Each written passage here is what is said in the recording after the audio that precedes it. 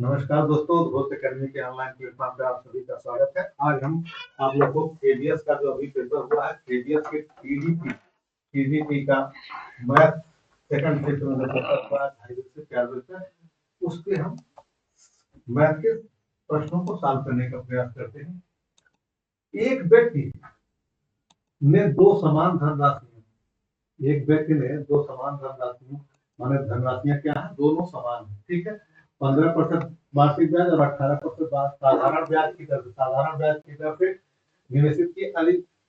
इन धनराशियों पर 2 वर्ष, दोनों को 2 वर्ष के लिए निवेशित किया। कुल ब्याज जो है इतने के रूप में प्राप्त हुआ। तो प्रत्येक धनराशि क्या थी, मान लीजिए हमको क्या निकालना है, प्रिंसिपल निकालना है। इससे समझ गए होंगे आप। तो मान लीजिए F1 साधारण ब्याज जो उसका पी आर अलग अलग है, पी सेम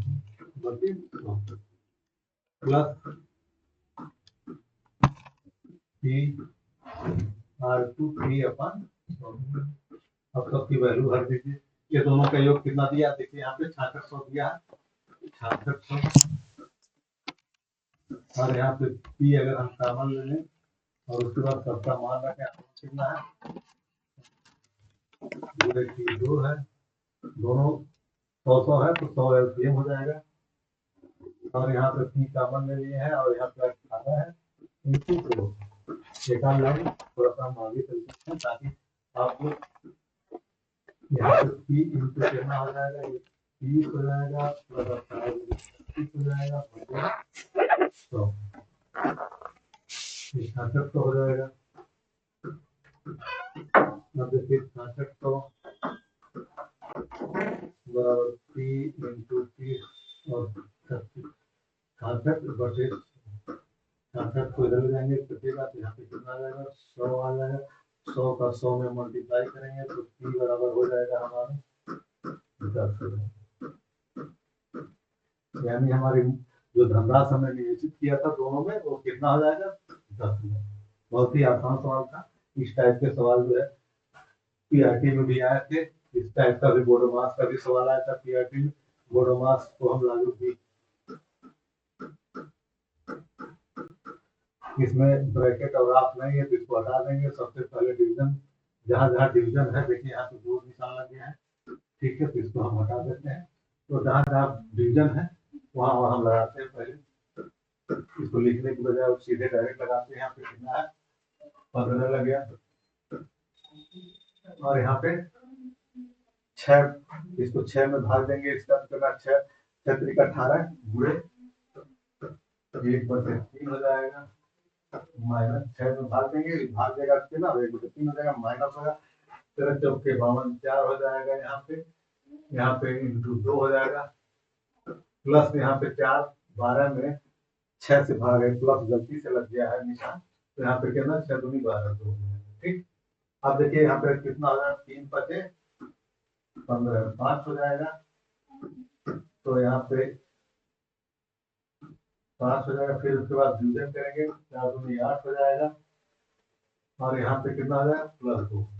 फिर एडिशन होगा, प्लस प्लस ये 2 और 7 हो जाएगा। 7 माइनस 7 बराबर माइनस। देखिए कितना आसानी से आपको सवाल लगे बोलो से। यहाँ पे माइनस और भाग और मल्टीप्लिकेशन दोनों उसमें टाइप कर दिया था, इसलिए थोड़ा सा गलत हो गया।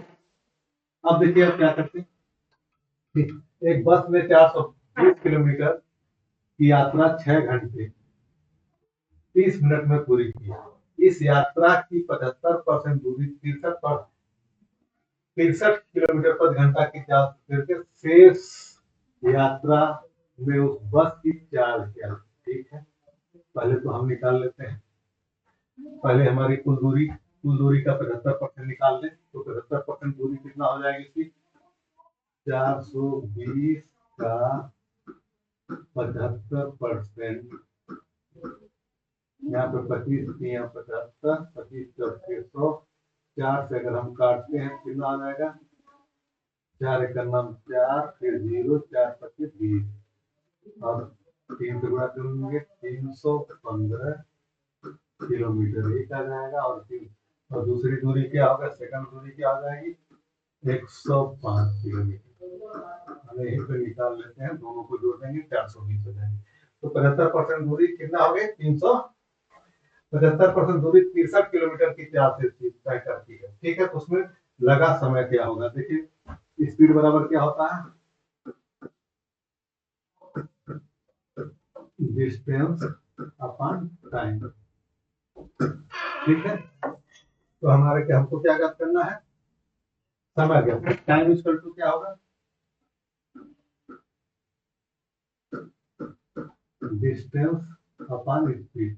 डिस्टेंस हमारी 75 किलोमीटर, 75% कितना है, 315 है। और समय कितना लगा है, अरे स्पीड कितना है, 63 है, 63 है। तो टाइम कितना लगेगा, 6 × 25 3 × 15 माने 5 घंटा। कितना लगा, 5 घंटा। ये टाइम हमारा कितना हो गया, 5 घंटा। शेष टाइम कितना बचा,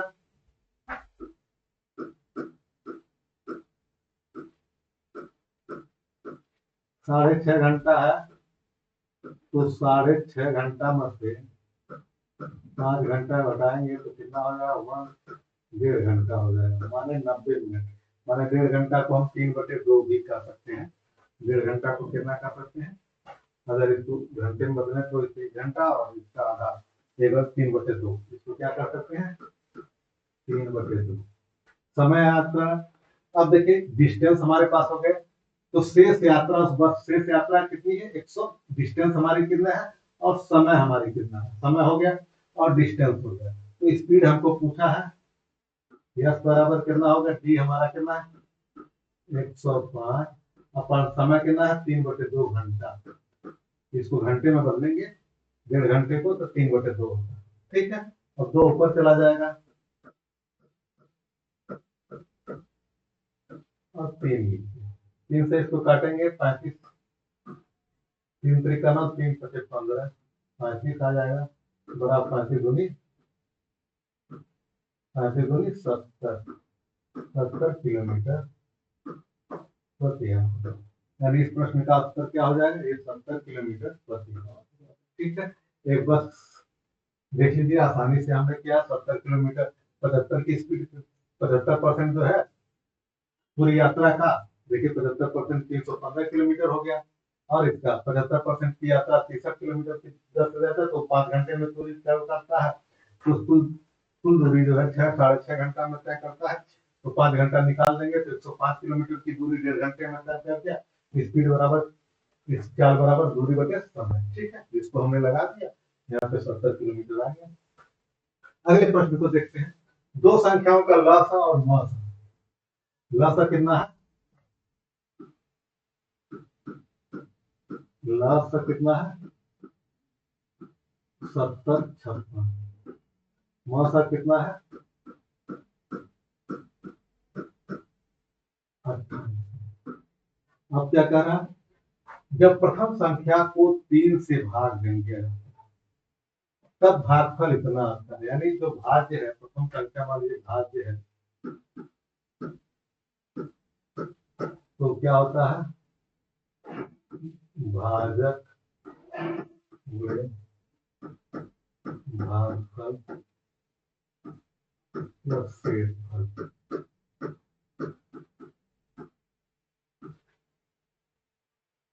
डिविजन, डिविडेंड, पोटेंट, रिमाइंडर। प्रथम संख्या मान लीजिए, प्रथम संख्या एक भाज्य है, प्रथम संख्या में 3 से भाग देते हैं। किससे भाग देते हैं, 3 से भाग देते हैं, तो भागफल 84 हो जाता है। और शेषफल, और शेषफल प्राप्त होते हैं, शेषफल 0 प्राप्त होता है। यहाँ पे 0 इन्होंने छोड़ दिया है, शेषफल 0 प्राप्त होता है। तो यहाँ पे क्या हो जाएगा, 0 हो जाएगा। कितना हो जाएगा, 8 × 3 = 24, 50 × 12 252। एक संख्या कितना हो जाएगा, 252 हो जाएगा हमारा। तो दूसरी संख्या हमको ज्ञात करना है, तो हमको, हमारा फार्मूला है, बहुत इंपॉर्टेंट फार्मूला है, इससे हमेशा लॉग सम ऑफ से सवाल आता है।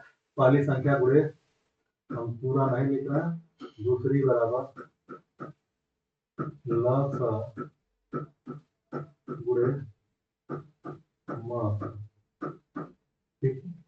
तो एक संख्या हमारी इतना प्राप्त हो गया है, तो इसको अगर हम उसकी वैल्यू रखें 252 गुणे दूसरी को एक से घुमा दें तो आसानी होगा लिखने में बार बार।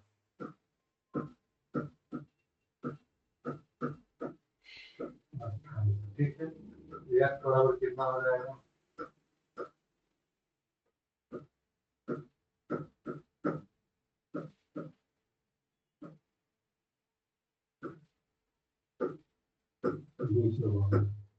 हम इसको काट सकते हैं 252 को। देख लीजिए किससे कटता है, आप लोग काट लीजिएगा इसको आसानी से।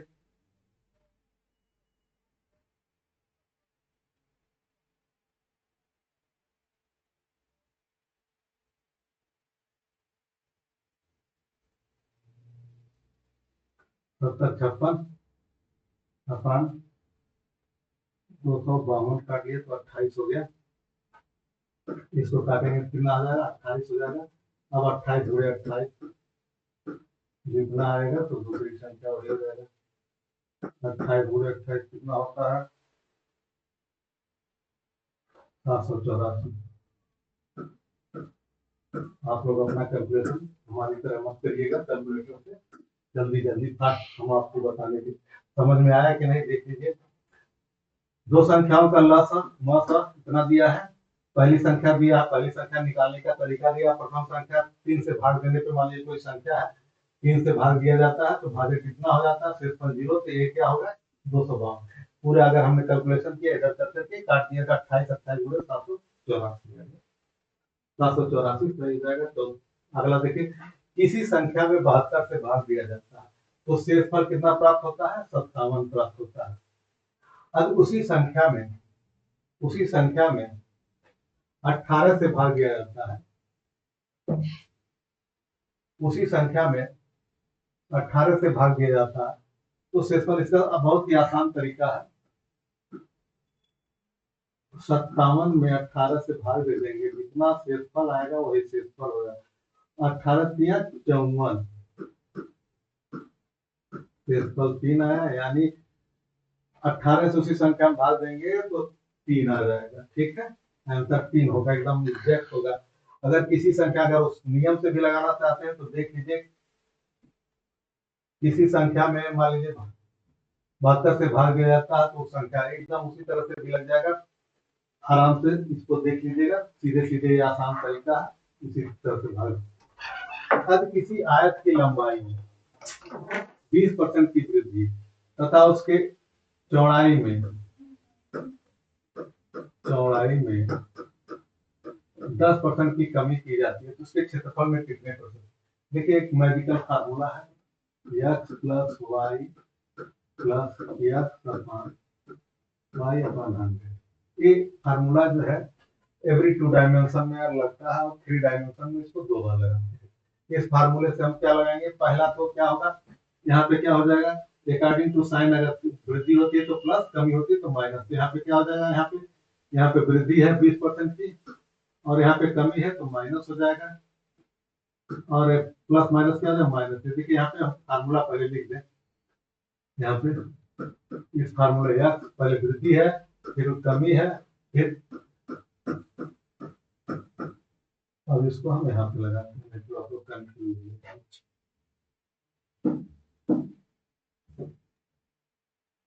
ठीक है, यहाँ पे हमारा x बराबर कितना है?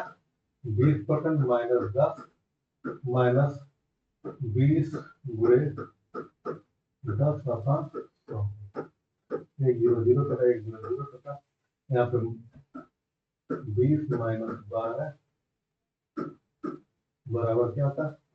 अगर प्लस आता है तो वृद्धि होती है, माइनस आता है तो कमी होती है। तो 8% की वृद्धि होगी इसके क्षेत्रफल में। यहाँ पे ऑप्शन 8% की वृद्धि मार देंगे। ठीक है, इसी प्रकार हम अगले क्वेश्चन पे चलते हैं। किसी धनराशि पर 5% वार्षिक ब्याज की दर से 2 वर्ष का साधारण ब्याज और चक्रवृद्धि ब्याज का अंतर 42 है, तब वह धनराशि, ये देखिए 2 वर्ष के अंतर का फार्मूला है। साधारण ब्याज और चक्रवृद्धि ब्याज में 2 वर्ष का अंतर का फार्मूला है दो वर्ष का अंतर जो होता है पी मूलधन इंटू आर घर बटे 100 का स्क्वायर, यही फार्मूला होता है 2 वर्ष का। 2 वर्ष का अंतर कितना दिया, 42 दिया है। और पी हमको तब बताना, पी हमको ज्ञात करना है। आर हमारा 5 है, 5 बटे 100 स्क्वायर, 5 से काटेंगे तो 20 हो जाएगा। तो 42 इंटू 20 बटे 20 बराबर 400 हो जाएगा। स्क्वायर है तो 20 गुणे 20, यहाँ पे क्या 2 बार होगा, 20 गुणे 20 400 हो जाएगा। पी बराबर यहाँ पे क्या हो जाएगा, इससे पी बराबर कितना हो जाएगा, 42 गुणे 4 गुणे 8, 4 चौके 16 और 2 16,800। देखिए बहुत ही आसानी से सवाल लग गया। ये फार्मूला देख लीजिएगा, 2 वर्ष का अंतर है तो सिर्फ 2 वर्ष के अंतर के लिए फार्मूला, 3 वर्ष के अंतर का दूसरा फार्मूला। तो मैक्सिमम 2 ही वर्ष के अंतर का सवाल आता है, इसलिए इसको देख लीजिएगा आप लोग, बहुत ही आसानी से इस तरह से सवाल लग जाएगा। अगले सवाल पे चलते हैं। 50 वस्तुओं को बेचने पर एक दुकानदार को इन वस्तुओं के विक्रय मूल्य के बराबर लाभ होता है, तो उस दुकानदार का लाभ प्रतिशत का एक फार्मूला है। लाभ प्रतिशत बराबर क्या होता है, एन माने ये वस्तुएं हो गए, एम कुल वस्तु गुणे 100। यहाँ पे क्या हो, एम की जगह पे 10 हो गया और एम की जगह पे 50 हो गया गुणे 100। ठीक है, ये 0 0 से कर गया, 5 गुणे 10 हो गया, तो ये हो गया सीधे सीधे 20%। तो देखिए इसमें ऑप्शन में 20% है, तो सवाल लगी आसानी से। अगले क्वेश्चन को देखते हैं। ए तथा बी को एक दिन किसी कार्य को करने में 8 दिन पूरा लगता है, तो ए प्लस बी के एक दिन का काम क्या हो जाएगा, 1/8। ठीक है, समझ गए होंगे आप लोग। बी तथा सी को उसी कार्य को करने के लिए, बी तथा सी को उसी कार्य करने के लिए 12 दिन, यानी बी और सी का एक दिन का कार्य 1/12 हो जाएगा। ए प्लस बी प्लस सी तीनों का उसी दिन, तीनों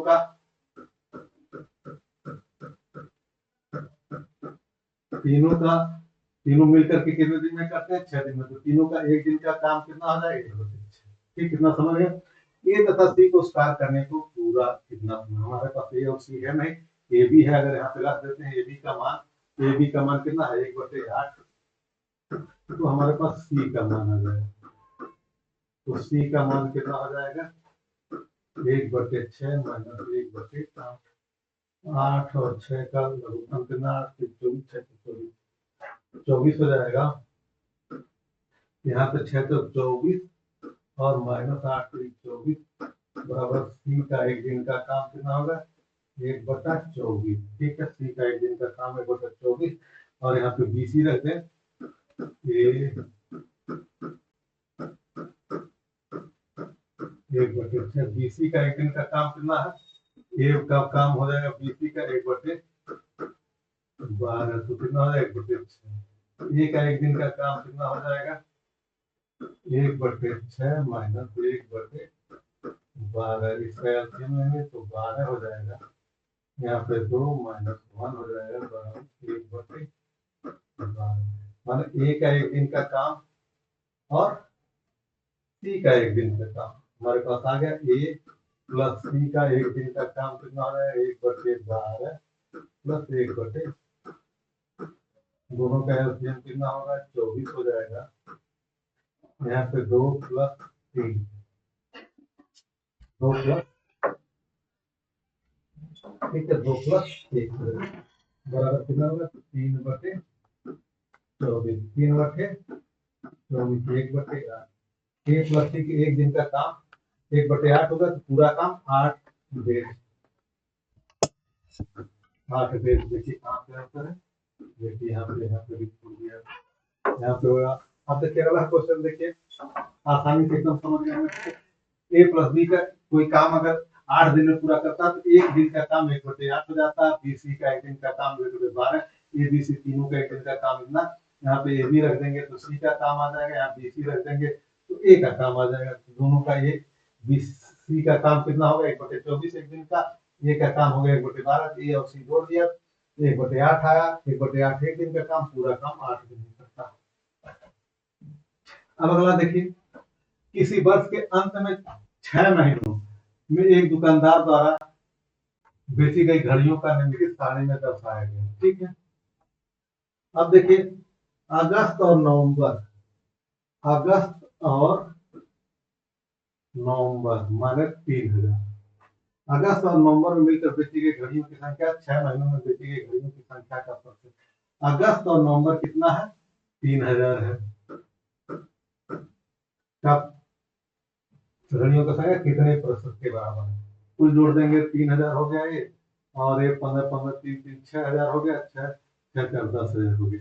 तो पहले जितनी दिनों का निकालना है उसका पूरा जितने के करस्पॉन्डेंट में 10,000 हो गया, और प्रतिशत माने प्रतिशत का निशान लग गया, 100 हो गया। यहाँ पे 3 जीरो 3 जीरो से कट गया, 1 जीरो यहाँ से 1 जीरो से, यानी 3।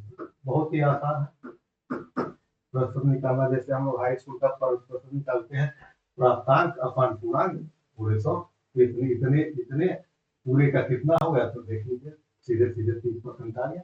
बहुत ही आसानी से आप लोग लगा सकते हैं इस सवाल को। अब अगले सवाल को देखते हैं, बहुत ही आसान है, चाहेंगे तो आप लोग मेहनत करेंगे तो 20 का 20 भी सवाल लगा सकते हैं। अब देखिए यहाँ पे एक फैक्ट्री ए में 15 श्रमिकों का औसत मासिक वेतन इतना औसत है, तो योग कितना होगा, 15 का जोड़ लेंगे। फैक्ट्री बी में 12 श्रमिकों का औसत कितना, 18, इसमें जोड़ लेंगे।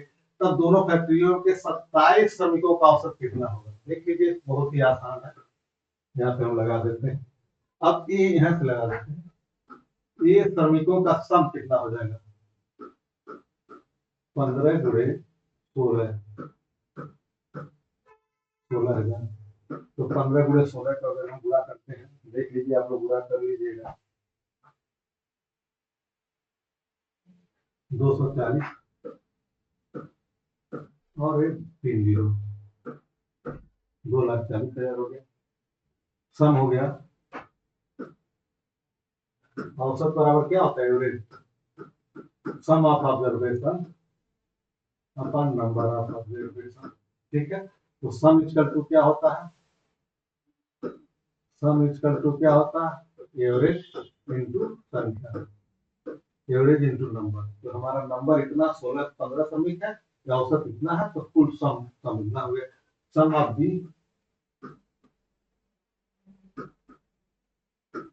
कितने हैं, 12 श्रमिक है, और उनका औसत कितना है, तो टोटल 12 का कितना होगा, 18, 18 12 गुणा करिए, 18 गुणे 12, 216,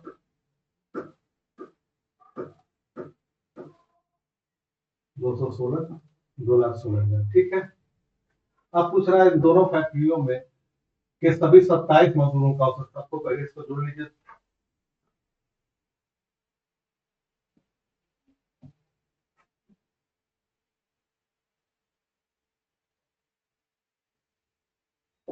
दो 2,40,000 प्लस 2,16,000, 2,56,000, 4,56,000, जीरो से जीरो जोड़ लीजिए, यहाँ पे हम लोग अलग अलग जीरो, 56 6 4 56 और 2 4,56,000 हो गया, ये 4,56,000 होगा, जोड़ लीजिएगा। अब 4,56,000 कितने मजदूरों में 27 का औसत कितना हो जाएगा, औसत कितना हो जाएगा, एवरेज कितना हो जाएगा, सम कितना है, 4,56,000 गुणे 27। देखिए 27 किससे करें, 3 9 27, 3 से अगर हम काटें तो कितना आ जाएगा, 3 का नाम 3, 3 पच्चीस 15, 3 दूनी 6, 0 0 0 और 3 9, तो कितना आ जाएगा, 1,52,000 अपन 9। ठीक, बहुत ही आसान है, 1,52,000 देखिए, बहुत ही आसान है। एवरेज का सवाल है, देखिए अगर एक बार फिर से समझ लीजिए जिसको नहीं आता है। एवरेज क्या होता है, औसत क्या होता है, sum of observation upon number of observation. तो सम इक्वल टू क्या, एवरेज अपॉन नंबर। तो सम क्या होगा, एवरेज इतना है, नंबर इतना है, इसी प्रकार इसको सम कर दिए और फिर कह रहा है ये जो दोनों मिला करके कितने हो जाएंगे 27। तो इसमें 27 से भाग दे देंगे तो जो भी आएगा ये सारे समीकों का औसत करेंगे। बहुत ही आसानी से अब लगा लेंगे इस सवाल को। देखिए थोड़ा बड़ा क्वेश्चन को अगर हम कैलकुलेशन गुणा भाग करने लगेंगे तो बहुत समय लगेगा, इसलिए थोड़ा सा आप आसानी से समझे। थोड़ा एक दुकानदार ने 7,50,000 में एक मशीन खरीदा और उसके अंकित मूल्य पर 10% की छूट देकर उसे बेच दिया। ठीक है, बेचने पे उसको कितना हानि होती है, 30,000 की हानि होती है। उस मशीन का अंकित मूल्य कितना होगा? अगर इतने में खरीदा है, 7,50,000 में खरीदा, एकदम सेम सवाल पीआरटी में आया था, बस थोड़ा सा संख्याओं को बदला, लगभग जो लगाया होगा ईमानदारी पूर्वक उसका कम से कम 10-12 सवाल तो सही सेम सेम सही हो गया। यहाँ पे कितना होगा, 7,20,000। ठीक है, 7,20,000। तो उस मशीन पर अंकित मूल्य क्या होगा? देखिए ये छूट देने पे 10% का डिस्काउंट देना है, तो ये कितना हो गया, 90% के बराबर हो गया। तो 90% कितना हो गया,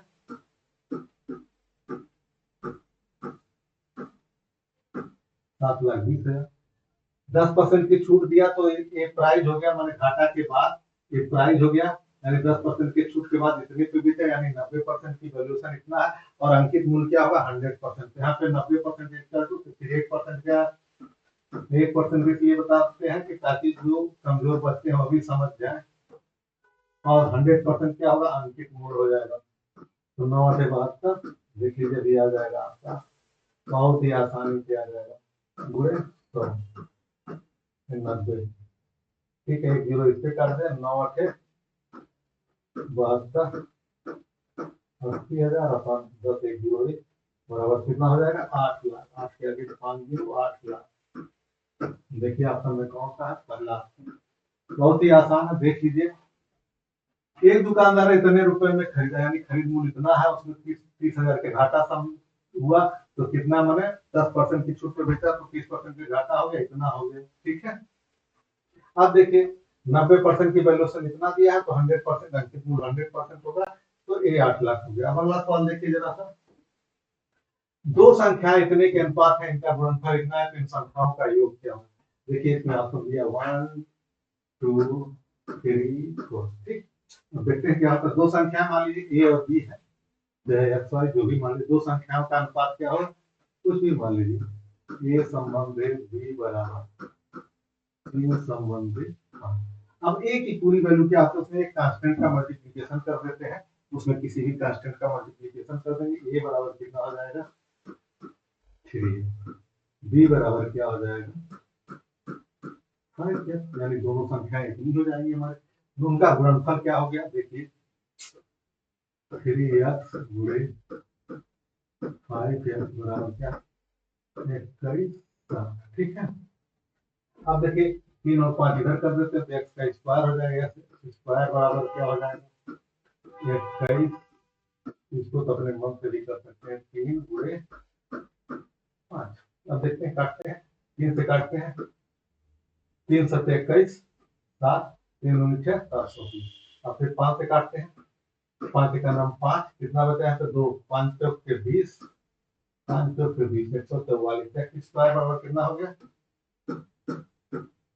144। तो एक्स बराबर कितना, 12 का वर्ग होता है। ठीक है, प्लस माइनस होता है, हमको प्लस माइनस। ठीक है, फिर कितना होगा, तब इन दोनों संख्याओं का योग, पहली संख्या कितना होगा, 12 तिया 36 और 12 25 60, तो दोनों को जोड़ देंगे, कितना होगा, 6 और 96। देखिए पहला ऑप्शन सही होगा, आसानी से, बहुत ही आसानी से लगा।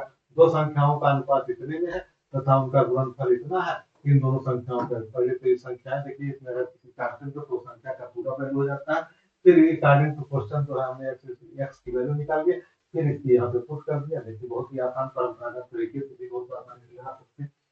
इस श्रेणी का अगला पद देखिए यहाँ पे, अगले दो को 4 8 24 96, 4 दूनी 8 8 3 24 24 चौके 96। और 96 पच्चे 96 में 5 का गुणा कर दीजिए। 96 गुणे 5 480 हो जाएगा। अब फिर 480 में 6 का गुणा कर दीजिए। तो फिर अगले पर 2880 हो जाएगा। आप लोग गुणा करिएगा, हमें गुणा करने की क्या ये 480 अपन 28 ये वाला पहला दूसरा तीसरा चौथा, ठीक है।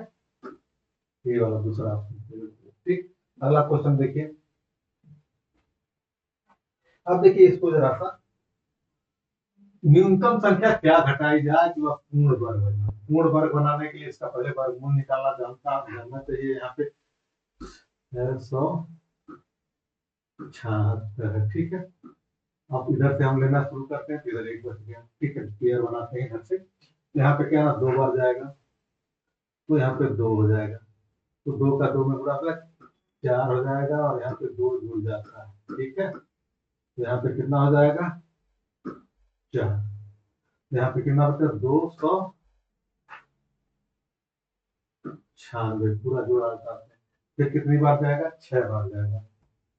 6 बार जाएगा, 4 6 24 6 36 24 6 36 372 300 तो कितना हमारा 20 बचा।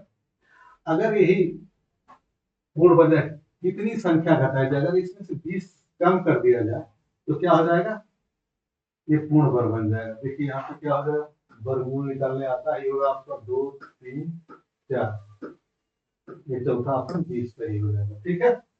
वर्गमूल इसी तरह से निकाला जाता है, बहुत ही आसान है। देख लीजिए 20 एक्स्ट्रा आ गया, अगर 20 नहीं होता तो सीधे सीधे 0 हो जाता। तो 20 वही घटा देंगे तो पूर्ण वर्ग बन जाएगा 26 का, ठीक है। 676 26 का बन जाएगा। अगला देखिए, इस संक्रिया दिया थोड़ा सा, ये संक्रिया दिया थोड़ा सा अलग अलग टाइप हो गया है, जरा सा देख लें। यहाँ पे है ए बी बराबर है A B minus 2a plus B, ठीक है। ये संख्या ए है। उसके बाद हमको क्या निकालना, अगर सवाल में आपको मिस्टेक टाइप किया होगा उसमें, तो इसमें का निकालना है। तो यहाँ पे कितना हो जाएगा, ए की जगह पे 7 हो जाएगा, और बी की जगह पे 1 हो जाएगा। तो यहाँ पे ए बी कितना हो जाएगा 7 हो जाएगा, ए 7 और बी 1 हो जाएगा, तो 7 हो जाएगा। और यहाँ पे 7 दूनी 14 हो जाएगा। 2 गुणे ए के साथ है, बी बराबर क्या 1 है। तो कितना हो जाएगा, देखिए यहाँ पे कितना हो जाएगा 7 माइनस 14 प्लस 1। अब इधर एक प्लस प्लस जुड़ेगा, कितना है 8 हो जाएगा। 8 में से 14 गया तो कितना आ जाएगा, ये देखिए एक जुड़ जाएगा, इसमें से 8 हो जाएगा, और 8 में से 14 में से 8 गया तो कितना हो जाएगा 6। तो जो अधिक रहेगा उसका साइन रहेगा -6। देख लीजिए, अगर हमें सवाल में थोड़ा सा मिस्टेक हुआ होगा, तो अगर यही सवाल होगा तो एकदम 6 आएगा, ठीक है। कहीं भी अगर टाइपिंग में थोड़ा सा मिस्टेक हो गया, लेकिन हमने जो लगाया है लगता है हमें सही लगा है। यहाँ पे संक्रिया था, यहाँ लग गया है, वहां पे संक्रिया था, और यहाँ पे बना, ठीक है। हमने कुछ सुधारने का प्रयास किया। देखिए अगला सवाल। अब देखिए व्युत्क्रम माने रेसिप्रोकल। रेसिप्रोकल माने क्या होता है, उसका उल्टा। दो भिन्न इतना और इतने की व्युत्क्रमों का योग का व्युत्क्रम हमको ज्ञात करना है। इनके व्युत्क्रमों का 2 का बटे 5 का व्युत्क्रम क्या ना होगा 5/2। इसी प्रकार 7/8 का व्युत्क्रम कितना हो जाएगा 8/7।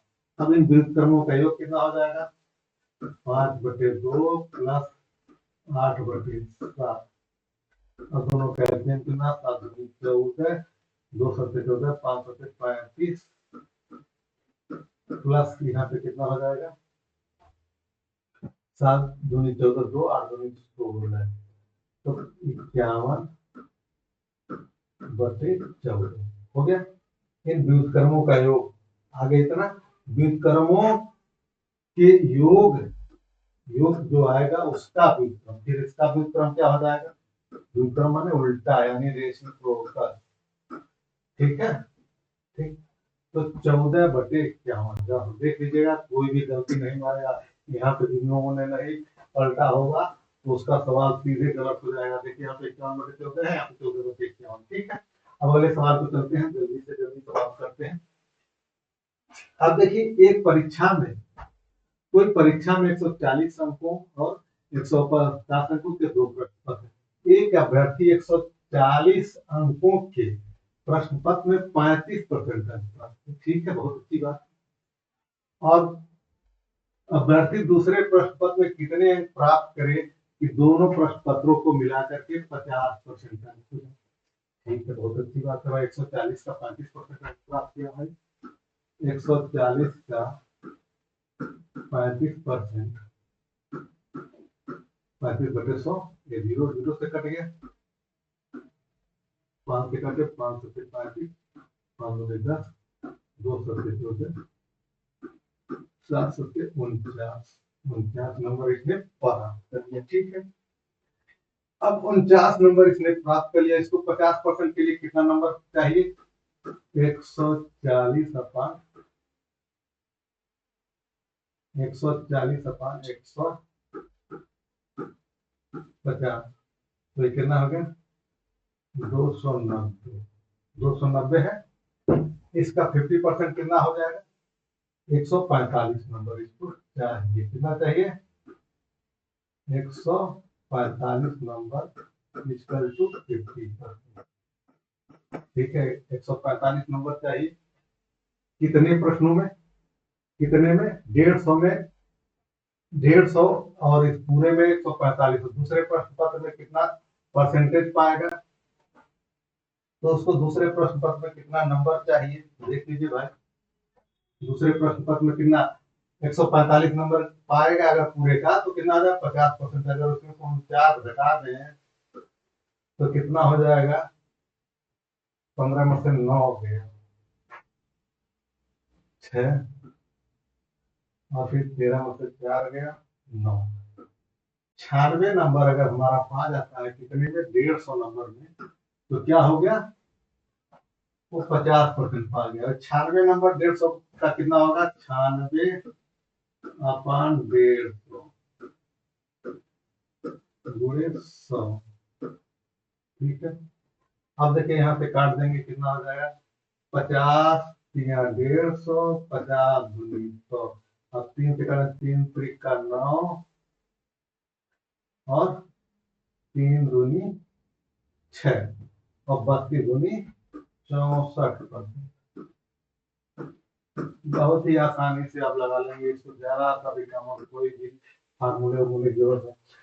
देखिए यहाँ पे 140 और 50 अंकों के दो प्रश्न पत्र हुए हैं। एक अभ्यर्थी 140 अंकों में 35% अंक प्राप्त किया, 35% 140 का क्या हुआ? 149 हो गया। तो अभ्यर्थी दूसरे प्रश्न में कितने अंक पाए कि जो है दोनों प्रश्न पत्र मिला करके 50, दोनों प्रश्न पत्र इतना है, इसका 50%, इसका आधा हो गया, 145 हो गया।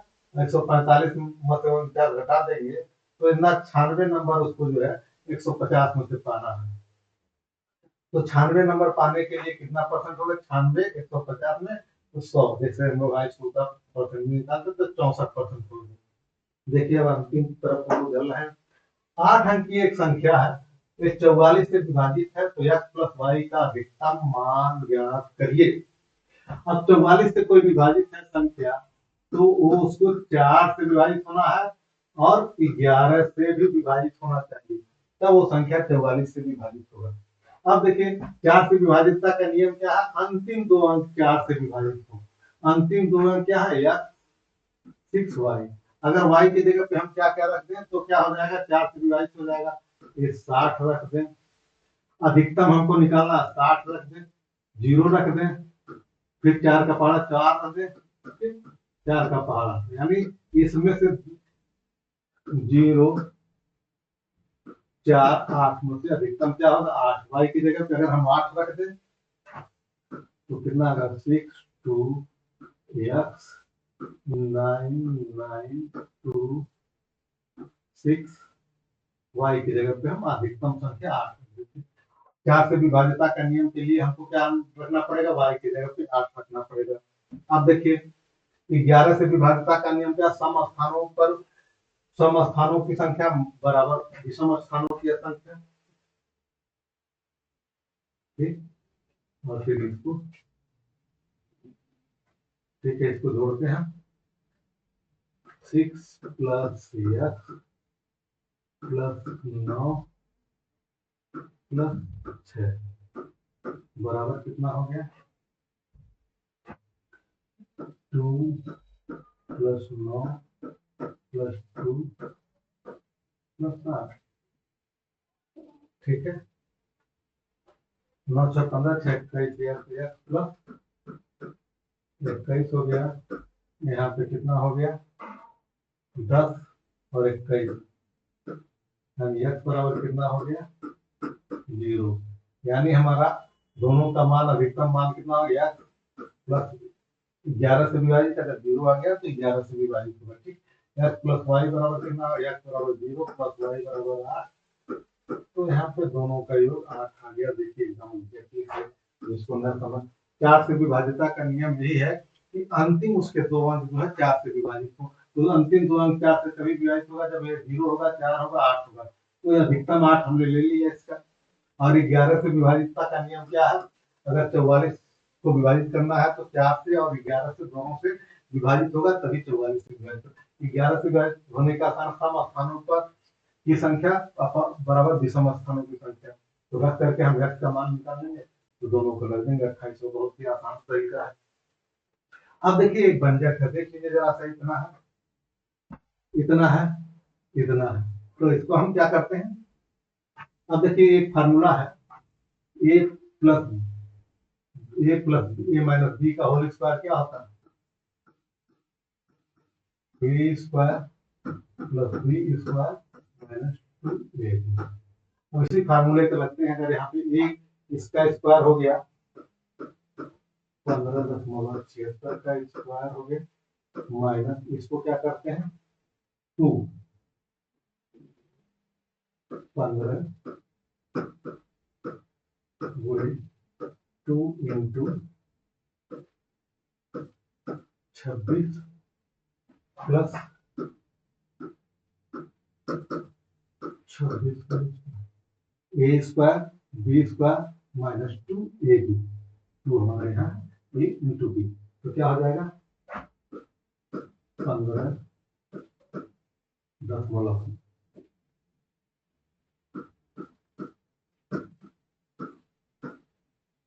76 माइनस 0.2 का हो जाएगा, ठीक है। तो यहाँ पे 76 घटाएंगे 15 दशमलव कितना आ जाएगा, यहाँ पे 15.5 का स्क्वायर 0 आएगा, 0 कुछ नहीं, तो इसको हम गुणा करेंगे तो कितना आ जाएगा, स्क्वायर करेंगे तो 240.25 गुणा करके देख लीजिएगा।